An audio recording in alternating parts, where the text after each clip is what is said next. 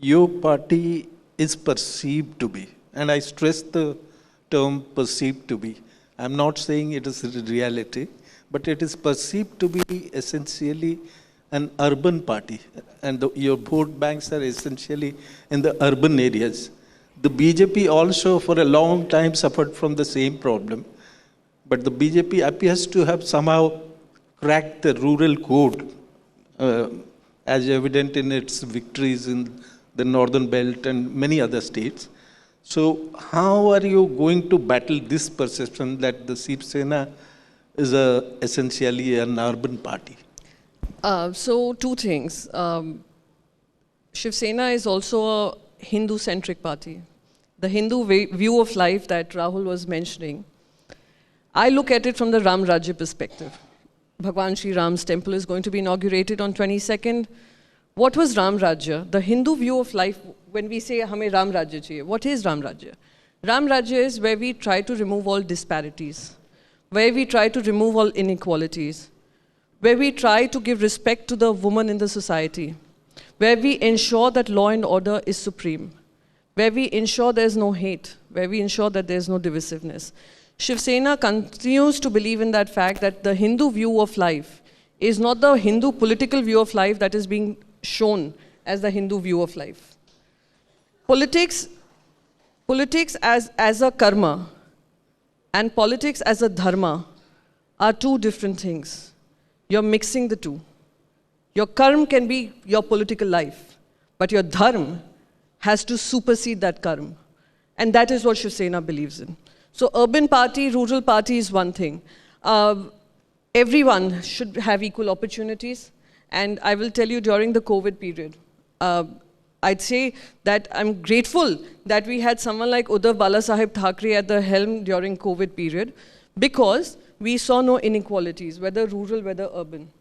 It was a model which was appreciated worldwide. Everybody looked at the Dharavi space. What will happen in Dharavi? Mumbai is a place which is about to burst into a COVID storm, etc.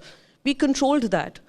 And in terms of rural inadequacies, after what was done unconstitutionally through illegal means, how the government was brought down, across the length and breadth of Maharashtra, there is just one word, that what has happened is unjust, incorrect, against the Hindu view of life and Hindu way of life.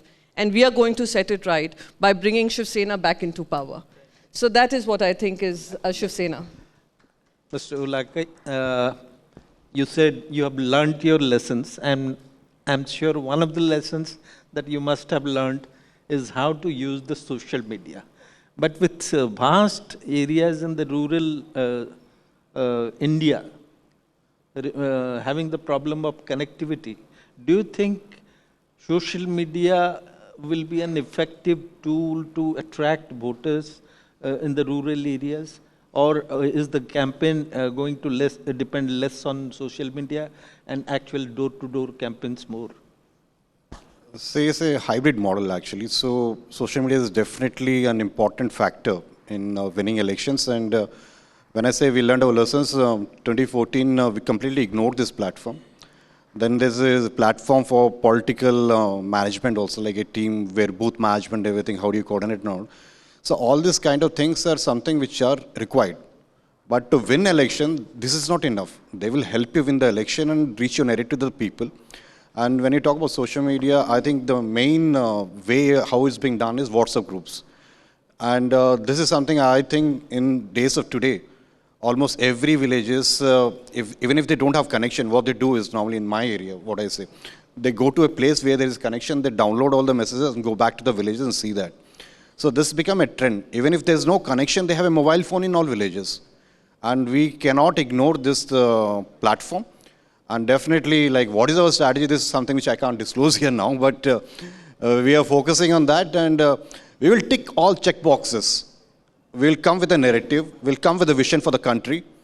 Still, I don't know what is the vision of the current Prime Minister for 2047.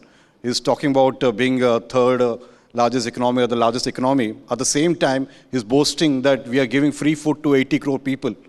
So they say clearly we don't understand. And if he has done so much of development, why all this polarization on religious lines? So definitely they are on a shaky wicket. And the India Alliance, we are coming stronger day by day. All our discussion are happening. We are sorting out all the issues. And we are on the right track. We will give our best and then we'll leave out the judgment of the people here.